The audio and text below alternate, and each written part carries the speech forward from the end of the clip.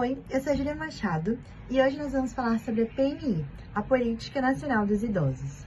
A população idosa, ela tem crescido significativamente no Brasil, acompanhando a tendência global de envelhecimento populacional. Com o aumento da expectativa de vida e redução da taxa de natalidade, torna-se fundamental a criação de políticas públicas eficazes para melhorar a qualidade de vida desse grupo etário. Essas políticas são importantes não só para atender às necessidades especiais dos idosos, mas também para a inclusão social e para a participação ativa na sociedade.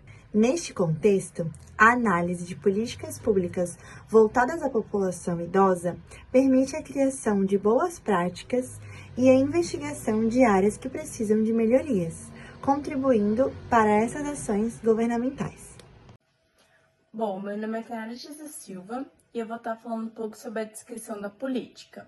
A Política Nacional do Idoso, a sigla PNI, é uma importante política pública brasileira que tem como objetivo central assegurar os direitos dos idosos, promovendo sua autonomia, interação e a participação ativa na sociedade.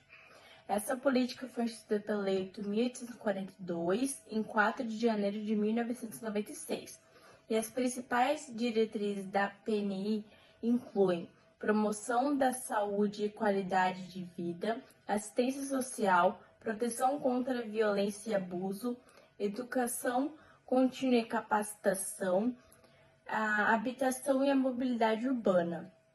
Bom, a PNI é crucial para uma sociedade inclusiva e justa, respeitando e valorizando a população idosa, aliando-se ao Instituto do Idoso de 2003, que reforça as garantias de proteção. Oi, então, meu nome é Larissa Gomes, eu sou do curso de Fisioterapia e do grupo de Gerontologia. Como falado anteriormente sobre os PNI da nossa lei, eu vou falar um pouquinho mais sobre essas diretrizes, o que elas pretendem alcançar com elas. As diretrizes de política nacional do idoso. Então, elas pretendem ter mais visibilidade de formas alternativas de participação, ocupação e convívio do idoso.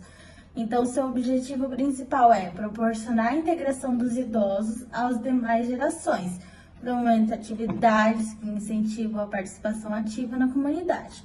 Um exemplo é o programa de voluntariado, o clube de convivência e atividades culturais. O segundo ponto que a gente tem é a participação de idosos na formulação, implementação e avaliação das atividades políticas, que tem garantia de os idosos ter mais voz na criação e avaliação de políticas públicas que os afetam. Então, eu sou um idoso, essa política me afeta, eu tenho a voz e o direito de falar que não, eu não aceito isso. Um exemplo é o Conselho de Idosos e os fóruns de discussão. O nosso terceiro ponto é a prioridade ao atendimento familiar. Ele incentiva que os idosos sejam cuidados preferencialmente por suas famílias, evitando o atendimento de asilos, exceto em caso de necessidade extrema. Exemplo, os programas de apoio às famílias cuidadoras. Nosso quarto ponto é a descentralização política administrativa, que ela tem como objetivo promover a descentralização das ações e serviços voltados aos idosos, permitindo uma gestão mais próxima e eficiente. Um exemplo é a criação de conselhos municipais e estaduais dos idosos.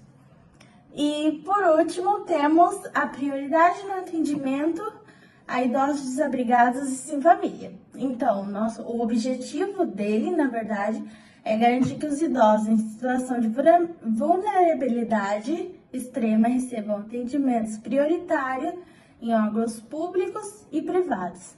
Um exemplo são os abrigos e os programas de assistente social. Olá, meu nome é Ana Paula. Eu vou falar sobre análise crítica. A Política Nacional do Idoso apresenta diversas iniciativas importantes para a promoção da dignidade e bem-estar da população idosa no Brasil. No entanto, sua implementação enfrenta diversos desafios significativos. Em termos de impacto, a política tem sido eficaz em aumentar a conscientização sobre os direitos do idoso e em promover programas de saúde e assistência social. No entanto, a cobertura e a qualidade desses serviços ainda variam amplamente entre as regiões do país, refletindo desigualdades socioeconômicas e limitações de recursos. Além disso, a promoção contra a violência e o abuso de idosos é uma área que requer muita atenção contínua. Embora existam mecanismos legais para a proteção, a subnotificação e a dificuldade de acesso à justiça ainda representam barreiras para muitos idosos. Outro ponto crítico é a necessidade de maior integração entre as políticas de saúde e assistência social. Os serviços prestados sejam mais coesos e eficientes. A mobilidade urbana e a acessibilidade são outras áreas que necessitam de melhorias.